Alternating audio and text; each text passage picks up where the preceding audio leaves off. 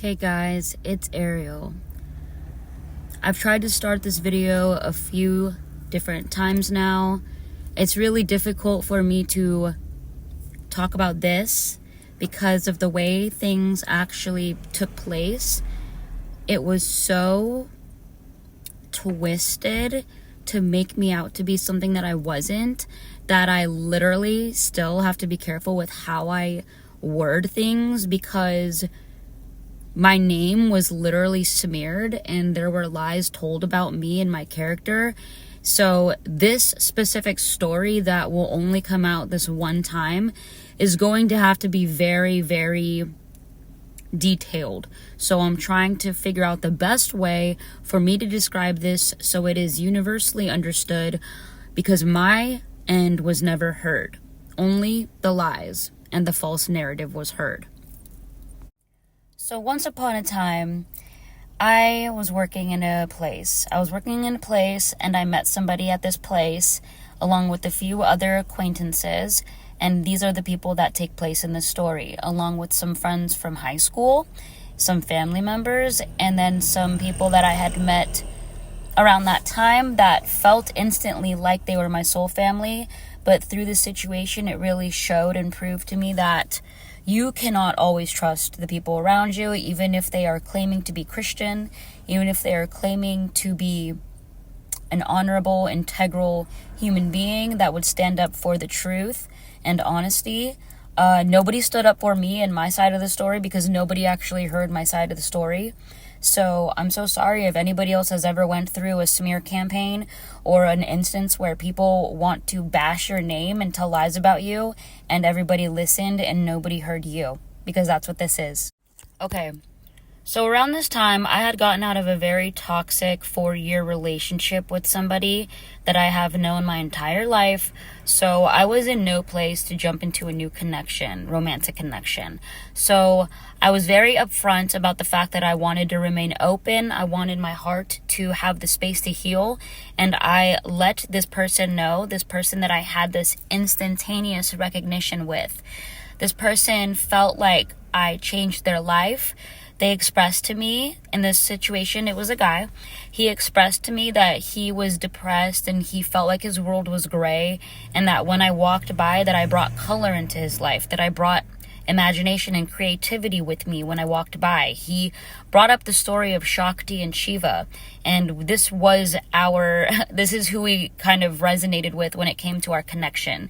So it was very spiritual, it was very mystical, and it was very cute. Okay, well, upon knowing me for only a couple weeks, this person found an apartment to move into, knowing that I am open, that I don't want to be in a monogamous long-term commitment, knowing that this was very new to me, that I didn't want to take anything too serious for my body, mind, and spirit. And he told me that he understood this, that he accepts me as I am, that he knows that I'm open, that he doesn't expect anything from me.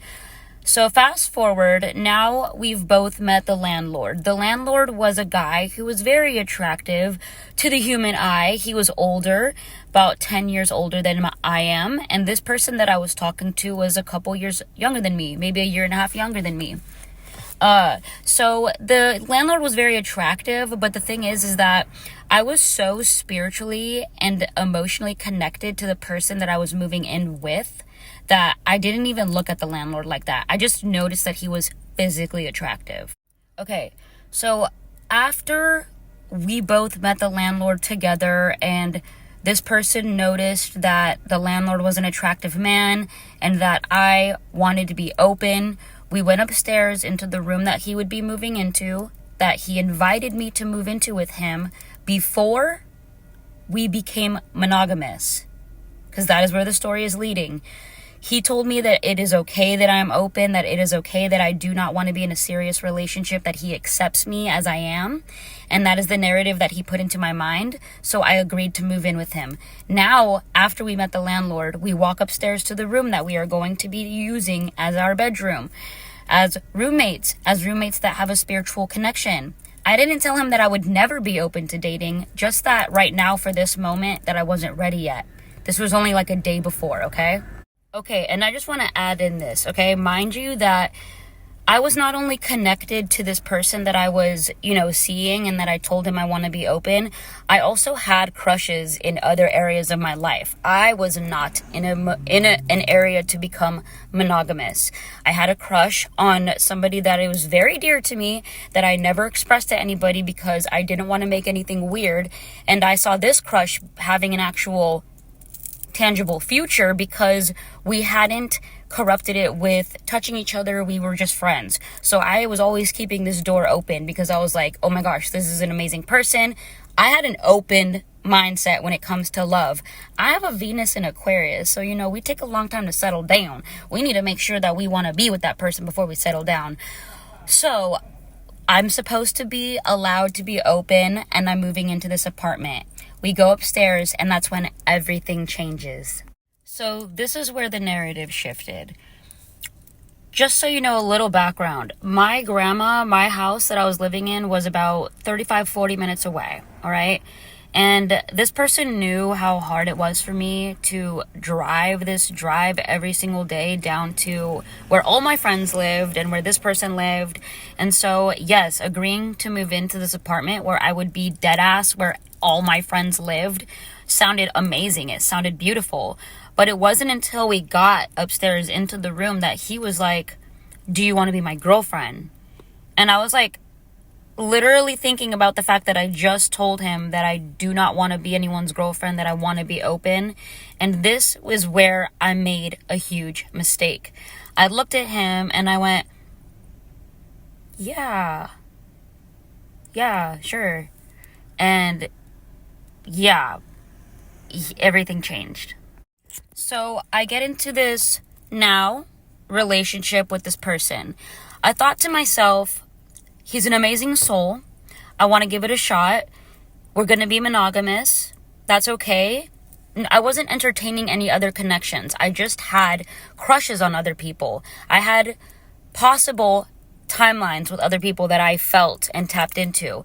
But God led me in that moment to say, yes, I will be with you. I was under the understanding that we would be monogamous if I'm saying yes to being your girlfriend. And yes, we did have a conversation about how we were going to not see other people. Now, I very quickly altered my choice, my original choice, to appease this person, which was an actual mistake of mine. I should have stayed true to my heart, which was, I'm not ready for something like this, which he later down the line apologized for even asking me to be his girlfriend. And he said, I should have accepted you as you are. Okay, and just to give you like a timeline, our relationship only lasted like a month.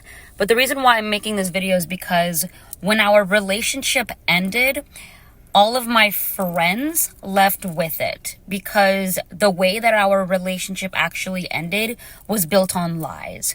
And that is why I'm making this video, so I can get it out of my soul, so I can tell my side of the story. Not that it really matters because I've already dealt with the situation, I've already forgiven it, and I've already moved on.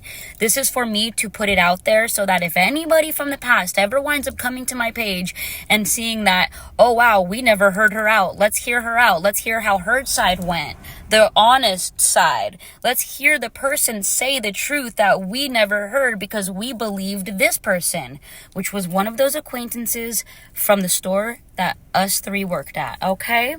The person I was seeing and the acquaintance from the same job. So, clearly, I was under the understanding that we were monogamous. So what happens when I'm monogamous? I put on my blinders and I only give my heart, my soul, my attention to my partner. This is who I am. It's always who I've been. When I am in a commitment with a man, I give him all of my love. I turn off the possibility to other people because I'm dating this person. So I'm no longer in a place where I'm still thinking about ending up with other people. Yes, did I still get a little nervous when I was around my other crushes? Sure, but I was respecting and honoring my actual partner. I would grab him and pull him closer. I would kind of, touch his thigh just to let him know like, hey, I'm here with you. I love you. And I was very affectionate. And I would show him my heart and soul. When we were around other attractive men, I would look at my partner and I would just pull him closer to reassure him in our bodies that I'm with him. So we talked about being monogamous together. So tell me why. the first female friend that walks up to him, he and I are both in our work outfits, so we don't look like we're on a date. We don't look like we're together. We're sitting at a table outside of our work.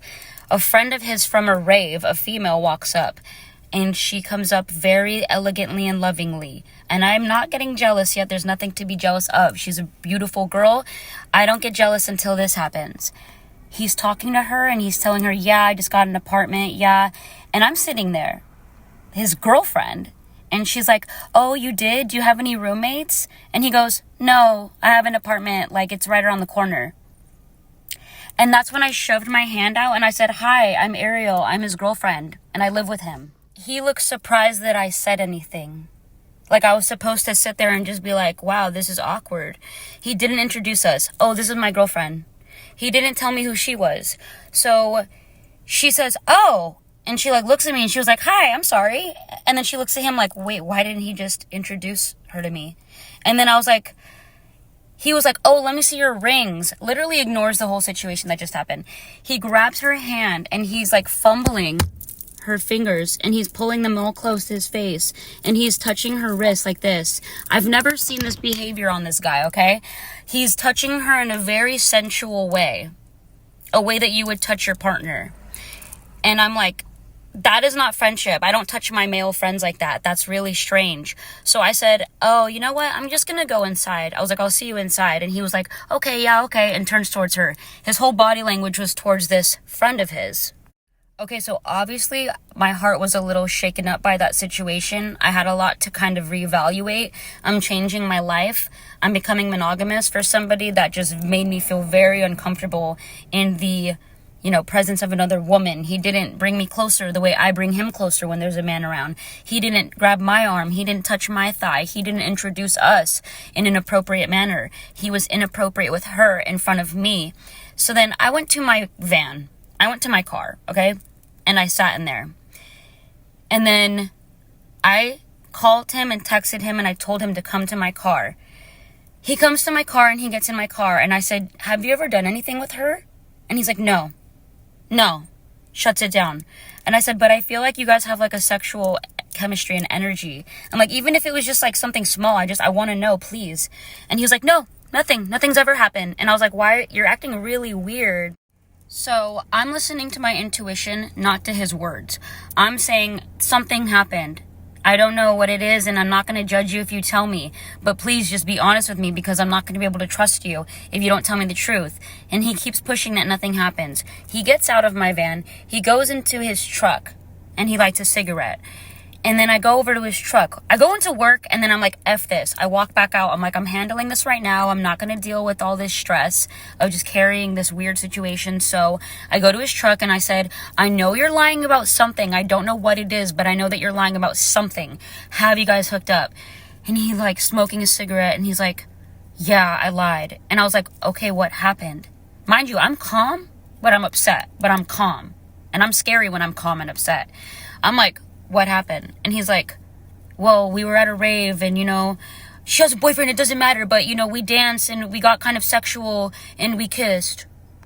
Okay, so finally he tells me the truth and I go, okay, thank you for telling me that. But why did it take me 7 times of asking you for you to be honest with me? Why did you have to lie to me in the first place? I was like, that just put a weird energy here. He was like, I know, I'm sorry, I didn't want you to get mad. You didn't want me to get mad, so you lied? You know what I mean? So now this is the person that I'm with, that I changed my life to be monogamous for when I was originally open. When he told me, I accept you being open. I understand that you're not ready for this. Do you want to be my girlfriend? That was instance number 1, red flag number 1, okay? The fact that he was so comfortable touching another woman's body when he's in a monogamous relationship that he asked for. He told me he's not comfortable with being poly, with being open. He's not comfortable with the idea of that. So we're not. But you're acting like you are open. You're acting like you don't have a girlfriend. You didn't even tell this girl that I'm your roommate. That's not even the word. You didn't even tell this girl that I'm your girlfriend / your roommate. When she said, oh, do you live with anybody? He was like, no, I just moved right around the corner. Like he dodged, do you live with anybody? While I'm sitting there. This was the weirdest part, is like, I'm sitting right there and he knows damn well I moved in with him. All my stuff was in the room. I moved in with him completely. My clothes, all of my altar was in there at the time, all my crystals. We merged all of our energy and our belongings. And he's like, no, I don't have a roommate. I live right around the corner. And even still, after he does this, whenever the landlord, who was very handsome, okay, he was a handsome guy, but like I said, I was only into my partner. I really was. He like dressed punk. We were both into screamo. He was literally a soulmate to me. I was so in love with him, and everybody around me can see that I was like just engulfed in this man's energy. I was like really into him, and I was monogamous for him.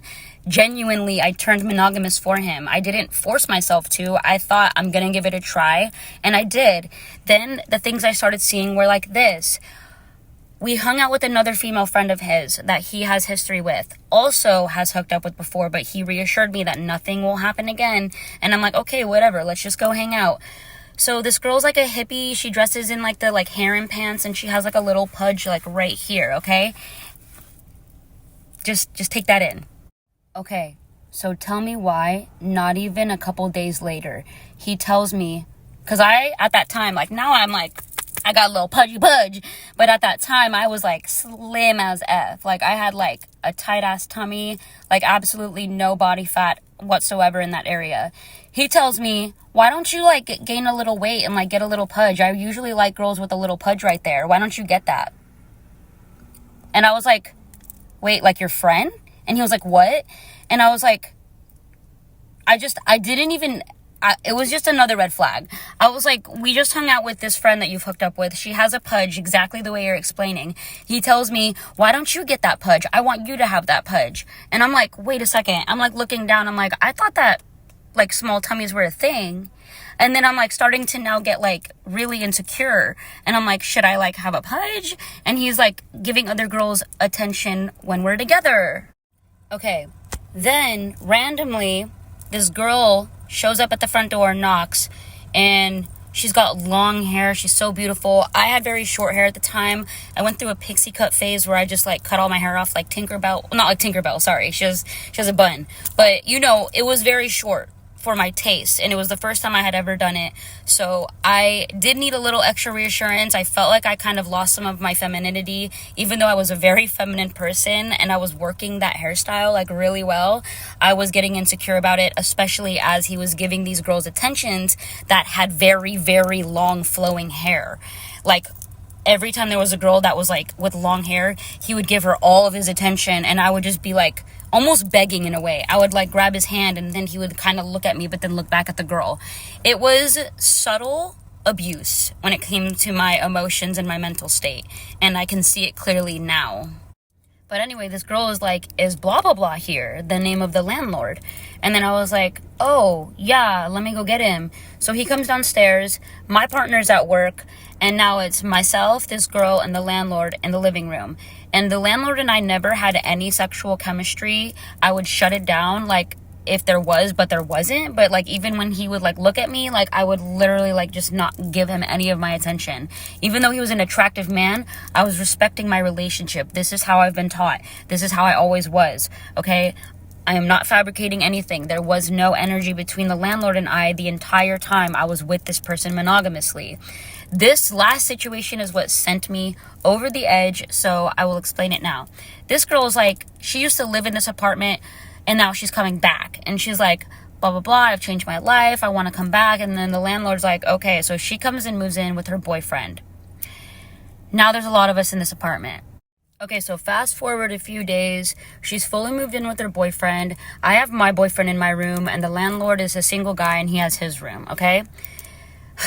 Then at some point, my partner and I met somebody who was homeless, and we had them come over, and the landlord was very kindly letting this homeless friend of ours that we just met stay in the, living room area, this family room, extra kind of room, as a guest. There was a lot of energy in this house, okay? So, around the guys, I was like, I would either walk back upstairs to my room, just if the guys were downstairs and I was there by myself, or I would just completely like be looking at the TV while they were doing whatever they needed to be doing, like very small talk over the kitchen counter, like, hey, how's your day? Like that kind of stuff, okay? So when the girl was over and my partner was over, he was like giving her a lot of attention. So there was just one instance where he and I were hanging out in the living room. We were very into each other, very cuddly. You could tell that we were in a moment, and this girl comes downstairs to the living room and she kind of bombards the energy. We were literally in the middle of a moment. He and I were talking deeply, and he lets her come in and cut us off completely. He doesn't tell her like, oh, hey, like, he doesn't stand up for our relationship, and it just wasn't a quality that I want in a partner. I would rather my partner be like, hey, like, we were kind of in the middle of like, you know, a serious conversation, because she just came down and was like, my life, everything about me, oh my god, you guys want to hear my sober journey? And I was like, yeah, sure, like, I would love to hear her sober journey if she did not just come down and start like demanding both of our attention in the middle of a very intimate moment between my partner and I. But he let her, and he completely removed his energy from my body, and he faced her and just forgot about the moment we were in entirely. So after being somebody that explained to him where I was at in life, what I was expecting from my relationships, what I was and wasn't ready for, and having jumped into something so serious just to have my partner giving all of these girls, because there were more miniature moments that I can't really explain, but that you probably understand. You know, they weren't like core moments, but they were just little things, and I'd be like, wow. I explained my heart and I explained my love language, and he just wasn't giving me what I expected between us because we were so spiritually connected. I thought we would have had a more powerful and durable, like, you know, connection. And it wasn't as powerful and strong as I thought in the first place. So I went with a couple of my friends that I can trust, one of them being the crush that I've had for a very long time that I had not told anybody about, and I vented about the situation.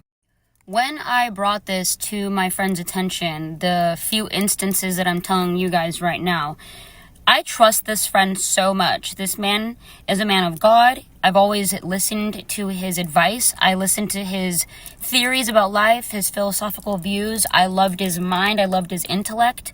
And I loved the things that he had to say and what he had to offer as a friend and just a human being to this planet. So when I told him and another friend about the situation I was in, how I was feeling, how I felt like I was like in a situation that I got myself into that I am now starting to reevaluate and, you know, rethink, he just blatantly said like, Ariel, like, don't even trip about it. Just be open. Just be poly until you're Mani. Were his exact words. Be poly until you're Mani. He was saying, be polyamorous until you find the person you want to be monogamous with. There's nothing wrong with that. He said, just talk to him. Just tell him. So it was a day before Thanksgiving. I remember the actual day because it was before Thanksgiving. It's a very memorable day. And I was in our room and I pulled my partner to the bed and I said, I need to talk to you. This conversation is going to go one way, and, you know, depending on how you react, I'm probably either going to stay living here with you or I'm going to move back to my grandma's house, but I've made a choice. And I can already tell. He looked at me like this. Like really serious and really evil. Just like really like pissed off. And I just started talking anyway. I said, I gave you the benefit of the doubt. I started dating you. I became monogamous with you even though I didn't want to. And you have not respected my boundaries. You have given other girls attention. You have touched their bodies in ways that make me feel uncomfortable to be in a monogamous relationship with you. So I'm ending it here. I want to go back to being open. If you do not want to see me anymore, I totally understand, but we are broken up as of now. So he didn't really say yes or no. He didn't say, okay, you can stay living here while we're not together anymore and while you're open again. And he didn't say you have to leave. He just remained quiet. So I thought to myself, he's a Cancer. He needs time to, you know, think and process his emotions and blah, blah, blah. So then everything goes normal. We don't really talk about it again, but I did say a second time just to reconfirm and reiterate because I wanted to make sure that I spoke my mind and that it was heard. I said, just so you know, we are broken up. And I waited until he responded with his body. He went, and I said, okay, I want you to understand. I thought things were going to go differently. I got uncomfortable with the things that you were doing around other women, and this is why this is happening. So we are now broken up. So you can decide what you want to do now. Okay, there's a few other things about this story that added to it that I did not include yet. Back at home, at my grandma's house, she was going through stage 4 cancer. So there were moments that I would go back home and take care of her, make her breakfast, help her with laundry, and then I would drive back down. I would make sure I was going there to take care of her. Now looking back, I regret most of the time that I was dealing with this group of people and this partner and this landlord. I regret a lot of the things that I did and said around this time. I regret all of the time that I spent with these false friends, and they were just false friends because of this. I broke up with him, and I said that we're not together anymore. The next day is now Thanksgiving, and I drank. I drank a little bit too much. We had Coronas, it was Thanksgiving, we were having a Friendsgiving in the living room, and then that girl, the roommate, went upstairs, and my boyfriend went upstairs to go to sleep. So, I had also just lost my great-grandmother, okay? My grandma's mom, who was living in the house with me my entire life. I was raised by my grandparents, and I had lost my grandfather. I had lost my nana, my bompa, and I lost my 2 childhood dogs. So I was going through a lot, and I should not have been dating in the first place. I should not have been spending all of my time going to the studio with my friends. I should not have been partying with them during COVID. I should not have been doing any of the stuff that I was deciding to do, that we were all deciding to do. It wasn't just me. Even though I is the one. I'm the one that took the bad end of the stick, okay? But we were all making decisions to party and to stay consistently under the influence, whether it was weed or alcohol or ecstasy or MDMA or shrooms. We were all doing this. It wasn't just me. Just putting that out there. So, on Thanksgiving night, I indulged in what I believed to be a bump of coke. And I know that is terrible. I understand. I've already healed the wounds of, indulging in substances. This is a long time ago. I'm very clean. I don't even smoke weed. I smoke weed like once in a very long while. I am sober from alcohol, and I do not go near any of the other drugs, nor have I since all of this went down. So now my boyfriend, or he wasn't my boyfriend, my partner, who was now my friend, because I broke up with him the day before. I said that I don't want to be in a relationship with you. You make me feel uncomfortable in front of women. He was upstairs sleeping, and the other roommate went upstairs to go to bed because we had alcohol and cocaine, what I thought was cocaine, and she went upstairs because she didn't want to be triggered because she was sober from drinking. So they both went upstairs, and I stayed downstairs. We were watching, I feel like we were watching Harry Potter or something like that, something Hogwartsy. And so I stayed downstairs with the landlord, and I was venting, and we were talking, and we were just like shooting the shit. We had Coronas. We were able to smoke cigarettes inside the living room because it was his apartment.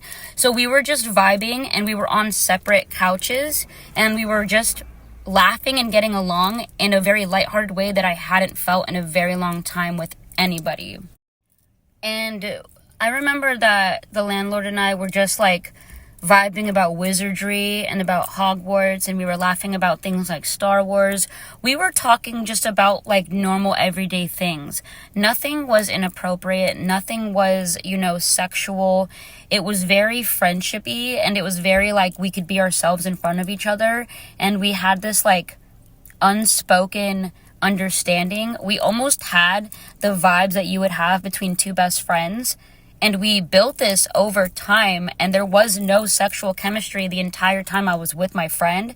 It was blatantly just talking, and it was like, oh, you like Harry Potter too? That's so funny. That's so cool. And I think that as my landlord started to see my partner, when he was my partner, give other girls attention, my landlord started to realize this girl is such a dope person, and he is losing her. And this is the reason why I feel like the situation was so misunderstood, because the connection that I had with the partner that I was with, okay, that became not my partner, we had more lust between he and I than I had between the landlord and I. The landlord actually became a very close friend of mine, who is still a friend of mine, because it was never an inappropriate thing. It was never like, I want to F you so bad. It was like, I genuinely like to be around you, and you understand me on a soul level. So now you have this spiritual understanding of each other, this friendship understanding of each other that I didn't have with the original partner.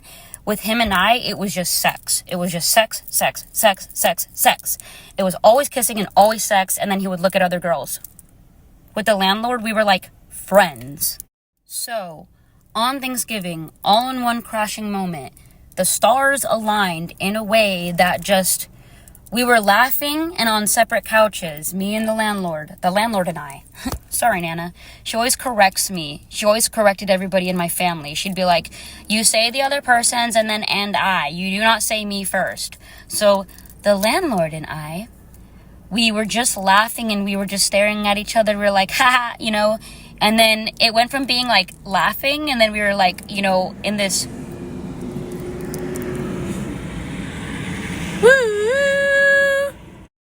we were in a very joyful, innocent moment of just pure laughter. And then in the next moment, I just remember that there was like a shift. There was a shift, and it was attraction. And it was the first split second that I even let myself look at this guy and go, whoa, he is so fine. Like, that is how committed I was to the original person. I lived with an attractive man who had great qualities, and I never thought of him in this way.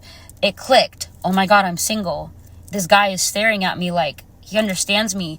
Like, my jokes were lighting him up. The way that we talked, we were lighting each other up on a soul level. And then I just walked right over, and he already knew. I walked right over, and he already knew. We just crashed into each other. We crashed into each other with so much like love. It wasn't lust. It was love. So I'm explaining my end of it and what happened in my body, mind, and spirit during the story. Obviously, drinking and having that bump, like, wasn't the best scenario. It wasn't directly after the bump. It was like after a couple hours. But we were just in the middle of conversation, and then a shift took place that moved us from friendship into, there could be something here. I'm single, you're single. And then it just happened. So the next day, we wound up actually hooking up that night. And this is where I have a lot of feelings of regret, because I feel like I could have waited. I feel like I could have had a conversation with that person, the person who was my partner before.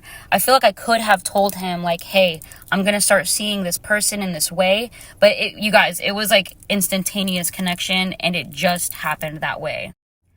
But there was something organic about this connection and how it just played out with the landlord that night, that in a very sexual way, because we had gotten there spiritually, and over time we talked about feelings and divine masculine and divine feminine. We had conversations how we feel about how a divine masculine should radiate versus a divine feminine.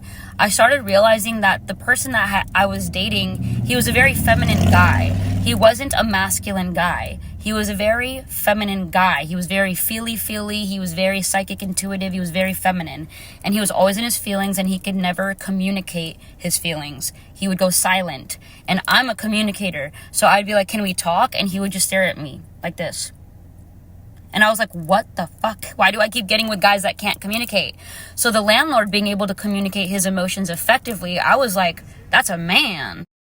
And so the landlord explained to me that because this guy is in his early 20s, he has no idea what he's doing, that when the landlord was in his early 20s himself, because he was like 10 years older than me, so I was like 24 and he was 34.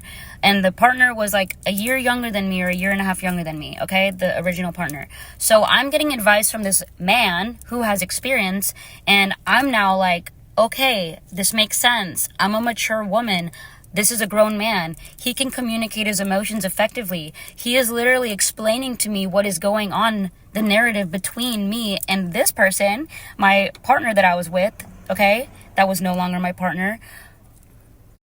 Okay, so this situation playing out, me breaking up with this guy, and then yes, it was the next day that I connected with somebody else physically. It was. Mind you, I never wanted to be in a monogamous relationship in the first place. I knew that I wasn't ready. And so, regardless, we all know now what went down, okay?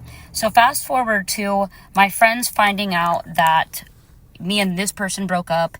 And then when I found out what they thought went down, it was a complete lie. The acquaintance, the friend that I made at the place that I worked at, so let me put it like this. Me and the partner that I was with originally, we had a third friend. She is a girl. I introduced this girl to my friend group that I made music with, okay? And then she kind of like replaced me in the group. Once I was no longer there, she took my place and started hanging out with them the same way I used to. Okay, well, something happened where she was told by my partner that I broke up with that I cheated on him and that he was completely like lost for words or something, that he did not see this coming. I never cheated on him. I broke up with him. It was a very quick transition. I did hook up with my landlord the next day after I broke up with him because I felt mad disrespected by him many different occasions. So I do take accountability for hooking up with somebody the day after I broke up with him, but I had originally told him I do not want to be in a monogamous relationship. He gave me an ultimatum of being with him to live there or being not with him. And I was like, okay, well, let's try it out. I do like this guy a lot. He had great qualities, but I didn't expect for him to make me feel like he made me feel around other women and give them all of his attention when I was right there with him. And I was following my friend's advice, my male friend, the man of God. And when he texted me, he told me that he doesn't want somebody like me in his life anymore, that it's making him think about another situation that happened with my best friend from high school, which the situations were not alike at all. They were like not even similar. So that didn't make any sense. He was definitely projecting. I think that what happened was I made a choice to actually like hook up with somebody that was at my level. Like, he was a spiritual person. We were both into the same types of things. Yes, they were Harry Potter and Star Wars, but it doesn't matter. At that time in my life, I was 24 years old. I didn't know much about life. Neither did any of these people that act like they knew everything. Some of them were cheating on their partners, and I never spoke up about it. And these are the same people that told me that I'm messing up too much. And I'm like, you literally just cheated on your partner. Basically, you guys, these people, like, group shamed me. They like all shamed me. They shamed my actions. They shamed who I was as a person. They told me that I like messed up too deeply. While I was like losing my grandparents, my dogs, while I had a grandma with stage 4 cancer, none of them have ever asked me up until that point, and still haven't, if I'm okay. I have now lost all of my grandparents who raised me, still have not been asked, am I okay? Nobody has reached out. Nobody had even been talking to me about the things that I wanted to talk about. I was telling them, like, I need help. I want to talk about the things that are bothering me. And they wanted to drink and do ecstasy and party in the backyard during COVID. And I was, like, writing in my journal, and I was trying to get my emotions out. There was even a moment where I was writing in my journal, and then my friend was, like, snapping at me, like, hey, you're with friends. Like, be present with us. And I was like, you guys are just smoking weed. So that landlord, okay, so my partner moves out the next day, the day after Thanksgiving. He's moving his stuff out, and I'm like, hey, what's going on? And he's like, is it true? And I'm like, is what true? And I looked at him, and I had a feeling that he knew that I had hooked up with the landlord the night before. So then I just said the landlord's name. I said, his name, like a question. And then he didn't say anything, and he kept moving his stuff out. So then I started following him around, and I said, I'm so sorry. You don't have to leave.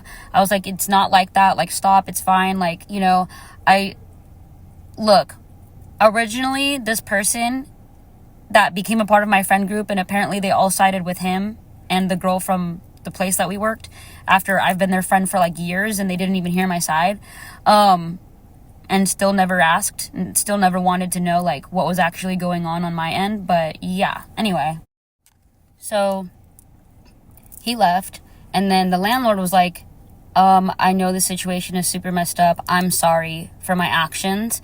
I'm sorry that, you know, I did that with you last night. And then he made a joke about kind of not being sorry about it, which is kind of like how I felt, because we were connecting on a spiritual level. It wasn't just like we like randomly hooked up. We were like having a very, very connecting conversation, and it was very mutual, and we were both grown adults, and I was single. So he let me stay there as a guest. He didn't make me pay rent, even though I offered many times. He was like, you can get everything figured out. I was there for a few months. And yeah, these people just abandoned the friendship. They left me. They didn't care to hear about my side. They didn't care to hear about what actually happened on my end. They only cared about that guy's. And I understand just not wanting to be a part of drama, which is what all of that was at that moment. But there is somebody that, you know, walked away from mine and her friendship around this time and utilized this situation to tell me that she doesn't want to be in my life. But this friend that told me that she doesn't want to be in my life because of this situation is the same friend that was cheating on her partner, and that I saw cheating on her partner, and that I had that information about, and that I had not told anybody, nor have I. I have not told a soul about that. And she didn't want me around and in the group anymore because I knew that she had hooked up with more than 3 people. I saw her hook up with at least 3 people. I don't know if there was more, but I feel like that was her motive for not wanting to be in my life. But she used this situation with the guy as a clutch to get me away. And as for the friend that told me to be poly until I was Mani, the man of God that gave me the advice to break up with him and to be poly, which is what I did. I broke up with the guy that he told me to break up with because when he was giving me advice, he was like, be poly until you're Mani. Be open until you find the one, Ariel. So I followed his advice. The same exact day I went back, I broke up with the guy. I told him I want to be open. If you don't want to be around me or with me anymore, that's totally understandable. I can move back into my grandma's house. I was sleeping in my van sometimes. I had other options. I didn't need to stay at that apartment. And then I did exactly what my friend told me. I went back to being open. It's just that I hooked up with my landlord the next day, and he texted me like paragraphs and paragraphs and paragraphs saying that how shitty of a person I was. And I was like, you know what? I just told him, like, I have feelings for you. Like, I didn't know how to tell you. It was so dramatic. So basically, God protected me because this group of people were like clearly shady. Like, this guy told me to break up with this guy and be open. So what did I do? I broke up with that guy and I turned to being open. And then he texts me saying, you can't be in my life anymore. You're a bad person. I'm like, okay, that's weird. Then I get a text from her and she's just like, you know what? I don't think that this is a friendship that I want anymore. And I'm like, okay, I know that you cheated on your boyfriend and you fucked this guy. Like, I totally get why you don't want me in your life too. And basically, God took the trash out, you guys. And that's the moral to the story, is that now I'm like completely away from people that are like so snidey and like shady. And I only have people in my life that are upfront and assertive about how they communicate. They're very blunt with it. And I enjoy my life now, but it took for me to deal with like this much shade and this much gossip and drama and hidden lies. And there was like group chats that were like unspoken about. It was like high school shit in your 20s. And I'm glad that it's ended. And if anybody is wondering like, okay, well, if it's been this long, then why are you talking about it? Because I can. And this is my page, and this is my story, and my name was bashed, and these people like just totally like acted like I was somebody that I'm not. They like threw their projections onto me as a person. That man of God that like got mad at me for being promiscuous and sleeping with my landlord, he was like seeing a bunch of chicks at this time, like around like a bunch of girls around the same time. So there's nothing different than what I was doing than what he was doing. It's just that when I was doing it, for some reason I was, you know, the culprit. I was the demonic person. I was the person being lustful, when even though in the moment I decided to hook up with my landlord, that was a moment of love. That was a moment of healing. When we collided bodies, we were healing. It was not lust. And that's what they never asked me about. They never asked me because they don't care. Because they only cared about themselves. You know what, you guys? And for the longest time, I let the fact that this group, like, kicked me out. Because that's what it was. It was like 5 people. It was 5 people plus a couple more that all, like, exiled me from the group. If that is not a smear campaign, I am so sorry, but, like, they gang smeared me, whatever you want to call it. I don't care what you want to call it, but it was evil, especially because I was depressed and I was sharing with them that I was depressed. So obviously, like, the choices I'm going to be making when I'm in a depressed state are not going to be the same choices that I'm making like I am now, when I am in an empowered state, when I am making that shmoney, when I have actual authentic friendships in my life, when God has placed me where I was always meant to be, by the beach, with beautiful people and beautiful souls who told me, you did nothing wrong in that situation. God moved you away from a bunch of losers. But obviously, I don't think that anybody are actually losers. I just think that I am where I'm supposed to be, they are where they're supposed to be, and that the future chapters that were coming into my life we're not supposed to have them in it, and vice versa. I know everything is divinely orchestrated. It took a lot of pain. It took a lot of betrayal. I felt betrayed. Even though I betrayed somebody in that situation, I also felt betrayal. I think it was a massive bomb drop of just betrayal. I mean, I can't explain to you guys that I was keeping secrets for one of the people in the group, the female, and I shouldn't have been keeping these secrets for her. And I feel like that is why God removed me, because I don't think that I would have been able to handle lying to their faces anymore regarding her and her actions of cheating on her partner. I don't think I would have been able to, like, hold myself together with lies like that in my soul. Okay, so then after all of it was said and done, that person that I lived with and became, partners with and then broke up with, that person is still in my life. I'm telling the story, so he might not want to be in my life after I post this because I'm telling the truth, and that'll be fine too, because I'm not really tripping about that. I'd rather get my truth out there than to just keep letting people believe things about me that are untrue.